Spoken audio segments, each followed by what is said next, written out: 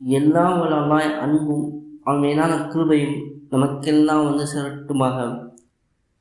திரு அன்புக்குரிய அல்லாஹ்வின் நல்லடியார்களே, நசை 912 ஹதீஸாக பதிவு செய்யப்பட்டுள்ளது. நபி ஸல்லல்லாஹு அலைஹி வஸல்லம் ஜிப்ராயில் அலைஹிஸ்ஸலாம் அவர்கள் இருந்தபோது அவர்களுக்கு மேல் கதவு திறக்க சத்தம் கேட்டது. இது வானத்தின் வாசல் ஒன்று இன்று திறக்கப்படுகின்றது. இன்றைய தினத்தை தவிர எந்த தினத்திலும் திறக்கப்பட்டது இல்லை என்று ஜிப்ராயில் அலைஹிஸ்ஸலாம் கூறினார்கள். அப்போது ஒரு வானம் அங்கு இறங்கினார். அந்த வானம் பூமிக்கு இறங்கி, இந்த தினத்தை தவிர எப்பொழுதும் நான் இறங்கியதில்லை என்றார்கள்.